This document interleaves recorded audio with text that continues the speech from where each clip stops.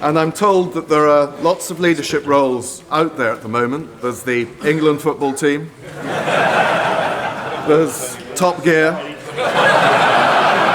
There's even across the big pond a role that needs filling. But if I can go to my pet subject, Brexit really threatens. Thank you. When it comes to women prime ministers, I'm very pleased to be able to say pretty soon it's going to be 2-0. And not a pink bus in sight, Mr. Speaker.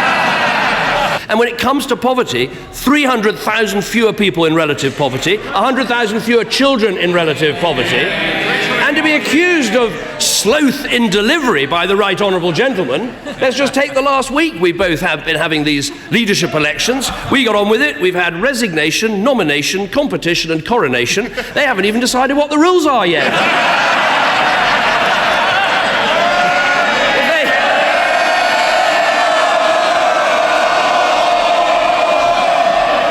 If they ever got into power, it'd take them about a year to work out who would sit where. Jeremy Corbyn! Democracy is an exciting and splendid thing, and I'm enjoying every moment of it.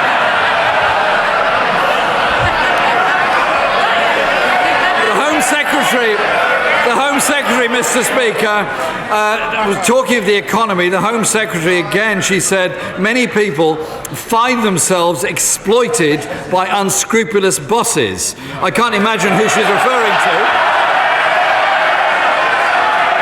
Let me say something to him about the democratic process of leadership elections, because I did say a couple of weeks ago that I thought it was, I have to say I'm beginning to admire his tenacity. He is reminding me of the Black Knight in Monty Python's Holy Grail.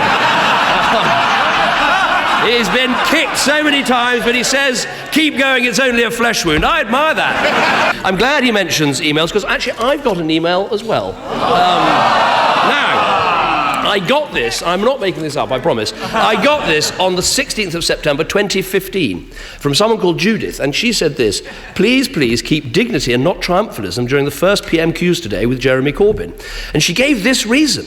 She said, because Tom Watson, who may oust Jeremy Corbyn, is a very different kettle of fish. He's experienced, organised and far more dangerous in the long term.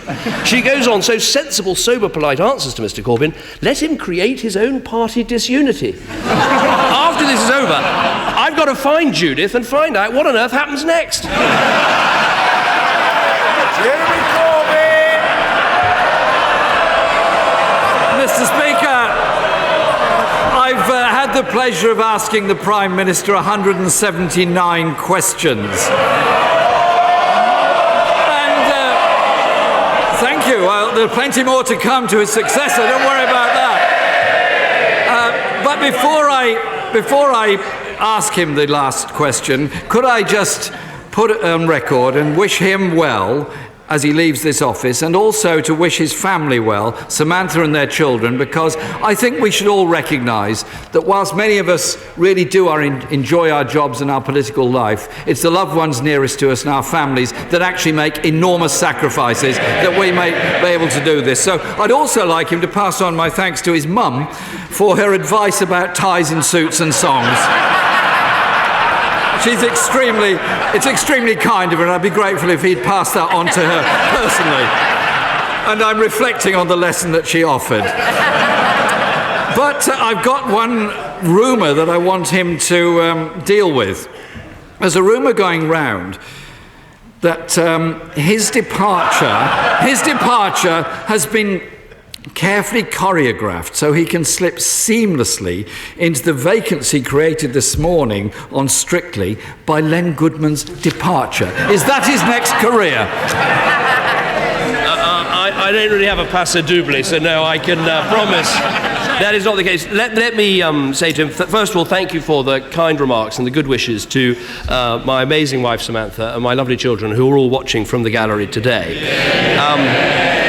He's absolutely right. The pressure is often bears hardest on those we love around us in these jobs. And let me send my best wishes to his family as well. I've done a bit of research, Mr. Speaker. I have addressed 5,500 questions from this dispatch box. I'll leave it for others to work out how many I've answered.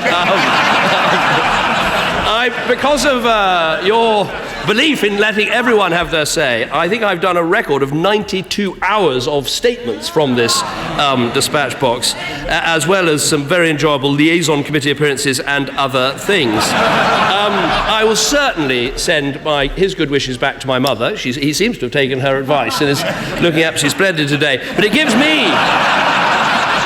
me the opportunity to put a rumour to rest as well, even more serious than the Strictly Come Dancing one. And he'll appreciate this because El Gato, his cat, is particularly famous. And the rumour that somehow I don't love Larry. I do. And I have photographic evidence to prove it. Sadly, I can't take Larry with me. He belongs to the house and the staff love him very much, as do I. I will miss the roar of the crowd. I will miss the barbs from the opposition. But I will be willing you on. And when I say willing you on, I don't just mean willing on the new Prime Minister at this dispatch box, or indeed just willing on the front bench defending the manifesto that I helped to put together. But I mean willing all of you on, because people come here with huge passion for the issues they care about. They come here with great love for the constituencies that they represent. And also willing on this place, because yes, we can be pretty tough and test and challenge our leaders, perhaps more than some other countries, but that is something we should be proud of, and we should keep at it. And I hope you will all keep at it, and I will will you on as you do. The last thing I'd say is that you can achieve a lot of things in politics. You can get a lot of things done, and that in the end, the public service, the national interest, that is what it's all about. Nothing is really impossible if you put your mind to it. After all, as I once said, I was the future once.